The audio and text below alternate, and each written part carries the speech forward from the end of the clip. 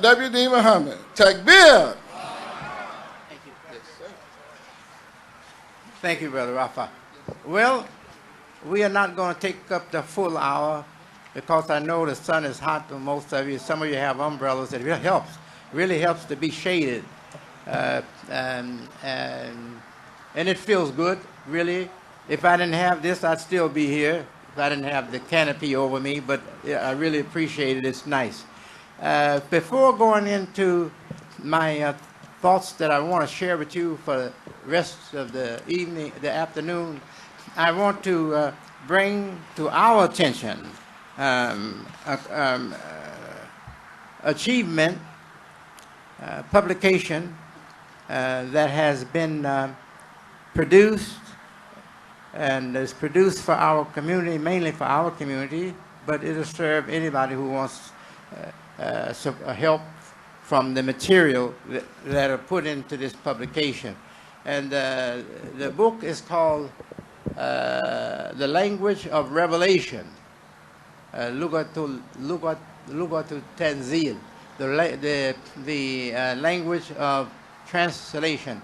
And it is by a brother that I've known to be dedicated and devoted to the study of Quranic Arabic and the teaching of that subject to our students and to grown-ups as well. And that is Brother Sadiq Jihad. I think most of us know him here. Brother Sadiq Jihad, will you please stand and face the audience? So there you go. Yeah, this is Brother Sadiq Jihad. So I highly recommend this book for you all who are studying, grown-ups, but also for our youngsters who are studying in separate organized Quranic studies classes, and who are also studying in school system, our school system, Claire Muhammad school system, Claire Muhammad schools, and like the one in Atlanta and Washington, D.C., Chicago, and many places. I highly recommend this book, The Language of Revelation. It's Quranic, Arabic, with lessons and studies to improve your ability to read the Quran and get more understanding, and to qualify yourself, inshallah, to be a teacher one day. Because out of you, from you who are interested in Quranic Arabic, we are going to get our next generation of teachers and imams and leaders, you know. So Allah be with you all and bless you to benefit from these wonderful projects and publications that our community is producing. This is one. We have others that I have seen, and grateful to Allah for students and scholars like our brother Sadiq Jihad. Congratulations, my brother.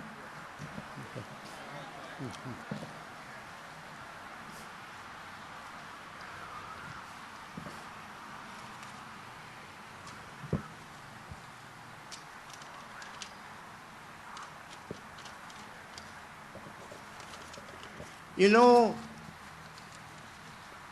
today,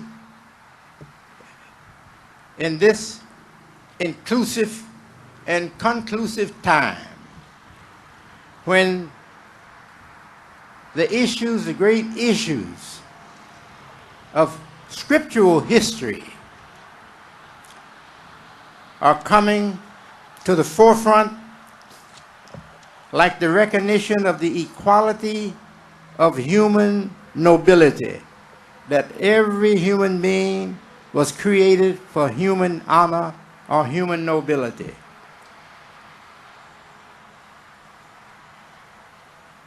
And like the issue of women's liberation, but also the issue still of African American or the liberation of black people.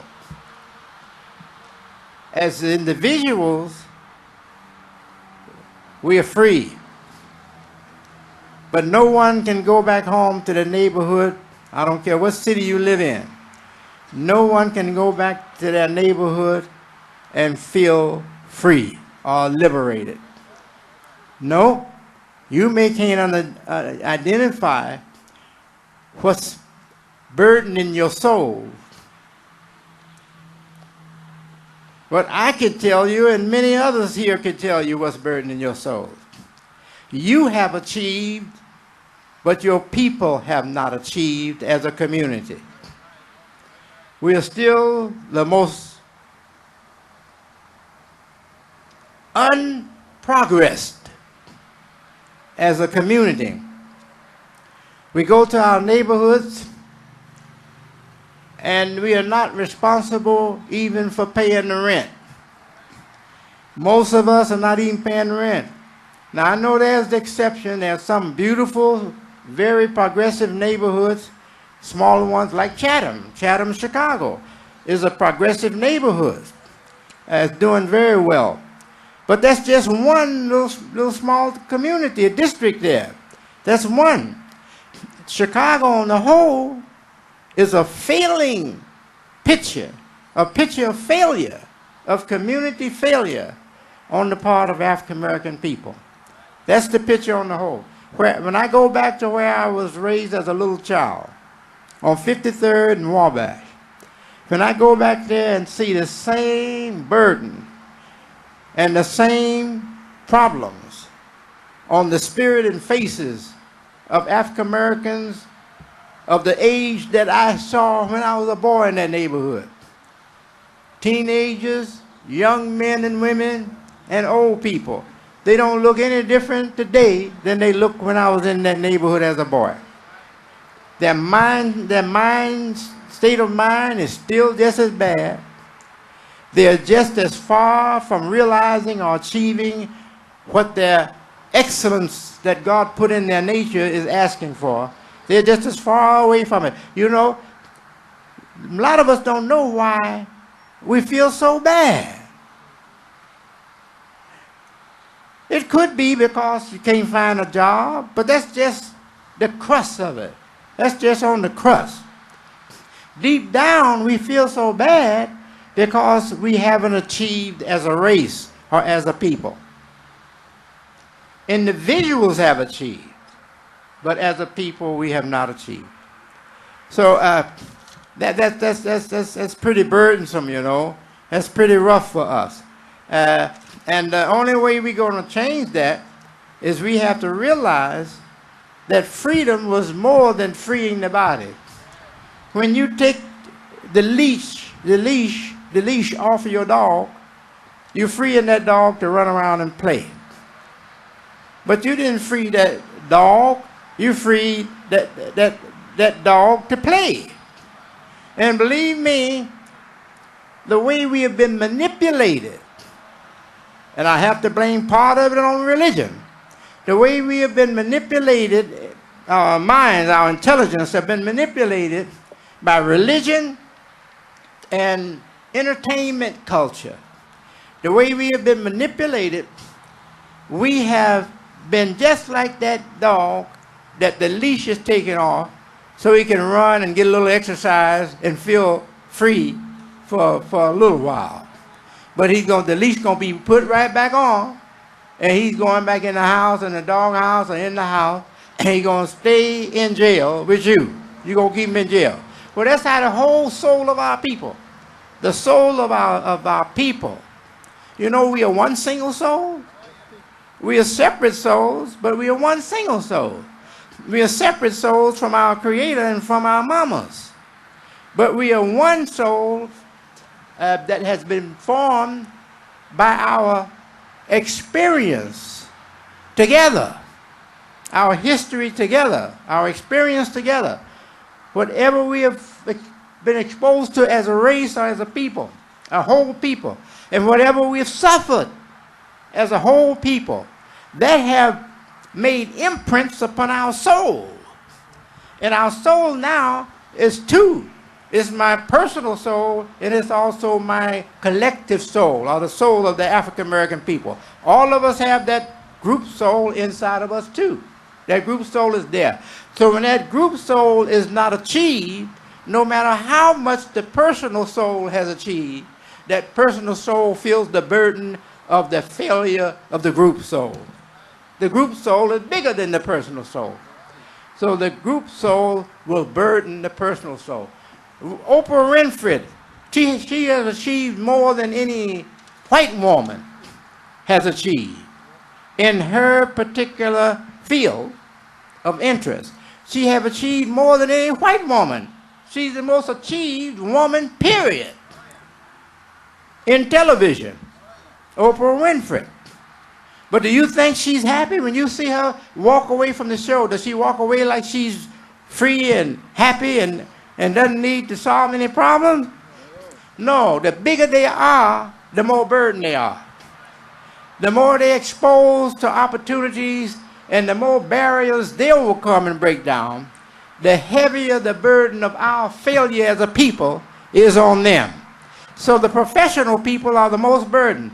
That's why you hear, what is his name? Jeremiah Wright, Pastor Jeremiah Wright, brilliant man, very learned man in Scripture and in the world. But look how he was trained by his behavior, making a big issue of the difference of color and race, and trying to say that there's something naturally different between for a white man and a black man. And we have two different natures because of those differences. That's true. We have a national nature because of our experience as a nation with whites in America and others, all the people of America. We have a national life and a national identity. And we have an African American or black life and identity because of our experience as a people together, huh? But are any of these identities that come after birth from mama, are any of these identities more important than the human identity? And at this time, when we got our African Americans supported by whites and others, in fact, he could make it to the White House without the African American vote. Now, let me tell you that. A lot of you don't know that, but he was going to make it without our vote. And soon as he was shown that, as he was a strong contender for presidency of in the White House for the presidency of the United States, what did our black leaders do? Mum. And those that spoke out say, he ain't black enough. Huh? But as soon as they saw two oceans of white folks supporting him, they opened their mouths and smiled. Hey, we made a mistake. But it's too late. And Obama's not going to forget that. It's too late. Right? Okay. But what is the point here? My point here is, when it comes to the human identity, that's the first identity, human life. That's the first identity. That's what we get from mama. When we come here, we're not speaking Japanese, we're not speaking French, we're not speaking Igbo, African, Yoruba, we're not speaking any of those languages. You're not speaking any language. You come here with nothing but baby language. And babies all speak the same language. Ain't no two baby languages. If you heard a baby trying to communicate to his mother before it learned to talk, if you heard him in China, it sounds just like he does in France, or in the United States, or in Chicago, or in Mississippi, or in Canada, or any other place. They all sound the same. You don't know one baby's language from the other. They cry the same, they laugh the same, they smile the same, and they use the same baby language to try to get your attention or to tell you something. Huh? Isn't that a sign? And as babies, they are innocent, they are not ugly, they're not cruel, they're ready to become just a loving, willing life in your arms or in your hands, and you can just take it around and Okay, so this life is more important. If you keep that life, say they shall be led by a child. Isn't that the Bible? They shall be led by a little child. It doesn't mean a little child in calendar years. It means a little child in innocence. They go to the leader for that time when God concludes things will have to have the innocence of a little child who has not been formed by the world. The innocence of a little child. Again, the Christ nature. You have to have the Christ nature. And when the leader has the Christ nature, the leader in the end of time is going to be supported by the people who have been burdened so much. They're just fed up with nationalism. They're fed up with blackism and white supremacy. They're just fed up with all those lesser important identities that come upon the human life. They're fed up with it. So when the time comes, they're going to respond to the man that's a little child in his innocence. In his innocence. He's grown up and well informed and educated up in the brain, but when it comes to his basic nature, he has the innocence of a little child that hasn't been spoiled by the world. That's Obama. That's Barack Obama. And that's how come the people are just supporting him in big numbers, especially the young. See, the young, they haven't had the disease of white supremacy, blackism, for 60 years.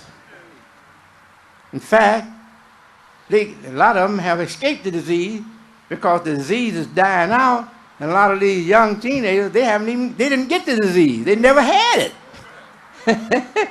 And those that got it, they got it in such a brief time period until it takes hardly no effect. And they're the ones that supporting Obama mostly, the young. But look at something else, brothers and sisters. It's the educated young, college students. It was a joke like made in the paper. But it says, who would want, I don't even want to call this person's name because I like the person. But the person is like a cartoon figure, you know. But play a movie, a live person. Say, who would want this person to be president that makes jokes, you know, and the uneducated come from an uneducated mentality or uneducated disposition. So he's uneducated. Who would want him to get the seat in the White House? So when Hillary was boasting of people she was getting, she was attracting mostly women and mostly middle-aged and old women, and she was attracting uneducated people, mostly uneducated people. Now I wouldn't be showing off, I wouldn't be boasting and bragging too much if I knew I was the leader of mostly uneducated people, and here this black man is that was deprived in his people of education until just recently, and here he is leading the educated of the white folks and everybody else. We have to register these things. This is the powerful time we're living in, brothers and sisters. And I'm going to conclude this by sharing a little something with you here. Something that we all like, and that is light coming out of darkness. You know, darkness attracts, especially when you know somebody hid something in that darkness. And darkness attracts you, you know. You want to know what's in there. You know they hid something important in there, so what's in there? So the darkness sometimes has more attraction than the light because something that's important has been covered by darkness. You know, Islam, Christianity, and Judaism, I'm going backwards in time, although we know Islam is by nature the religion of all prophets, all the great leaders. Islam is their religion, whether they knew it or not. Because it's a nature, it's a description of the best that's in the human nature or human life.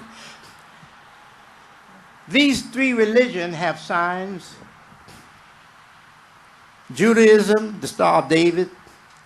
Christianity, the cross. Islam, the crescent, the new moon, small moon, new moon. Not always the new moon, though. Turkey, the country, nation called Turkey, their crescent is not the new moon, it's the old moon. It's the last phase of the moon, the old moon. But it's the moon. It's still a crescent. It's the moon. But be aware also that there are some more symbols. One is the bugle. And this is what our prophet shared with his followers. And today we have it in the sayings of our prophet. That the Jews called the people with a bugle, or trumpet. They called the people with the bugle or trumpet. And the Christians called the people with a bell. And he separated from all of that, and he established that the people should be called by life like they are, by a living person. So he made Bilal, now understand this, an African, a person of African descent. He made him the muezzin, or the caller to prayer. It wasn't just any prayer.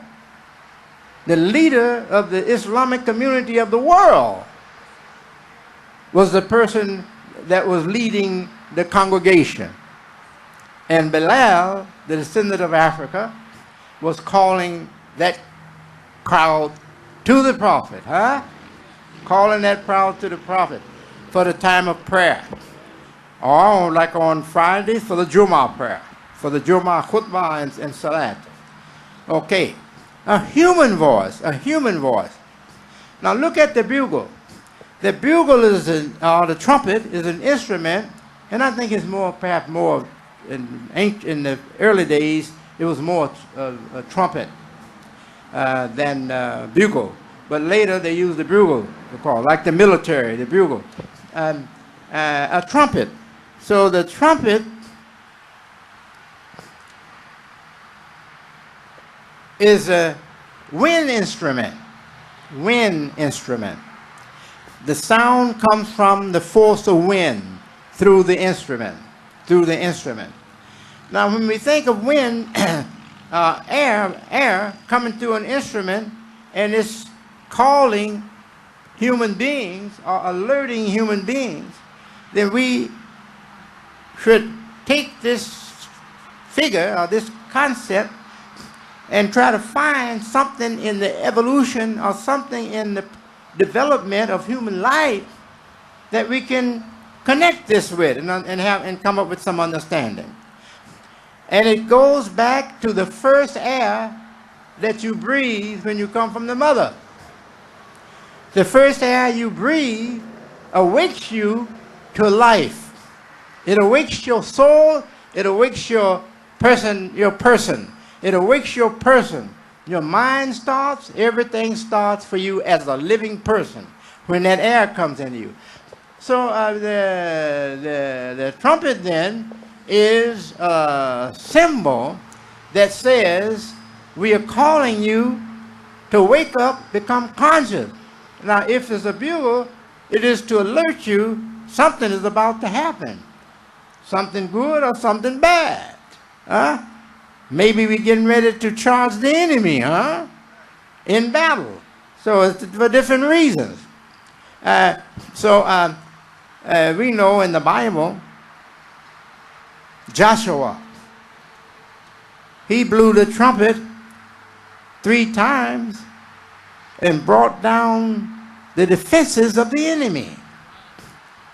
The wall of Jericho came tumbling down. There used to be a soccer song, you know. Joshua, he blew the trumpet, and the walls of Jericho came tumbling down. Their defenses came tumbling down.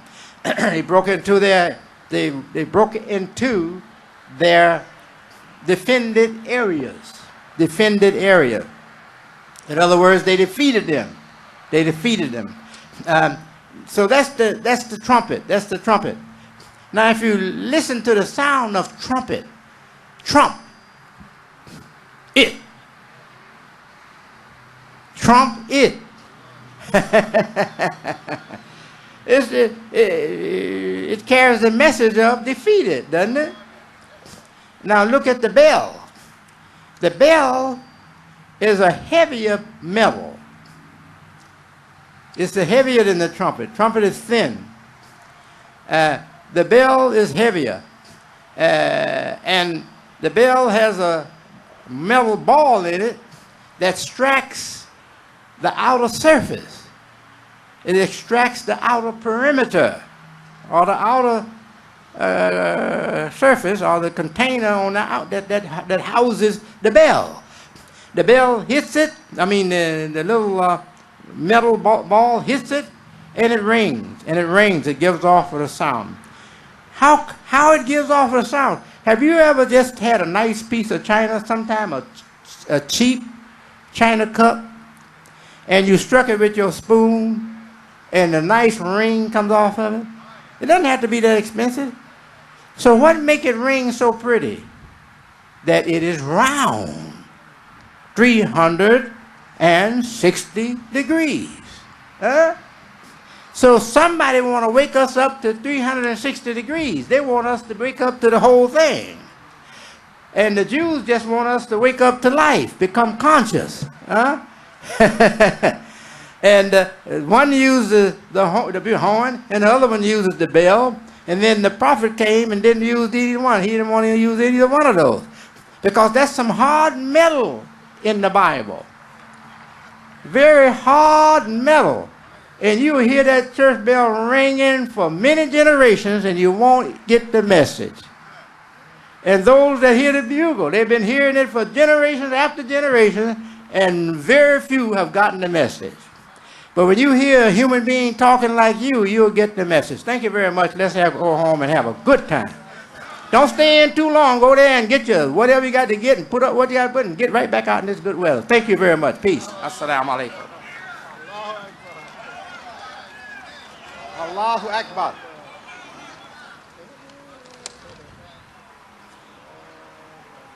There was a black man of an African descendant that first demonstrated the difference in the way you could call people. Yes, sir. Yeah. Yeah. Can you get a to that Mohammed? Wallace. Get that Wallace.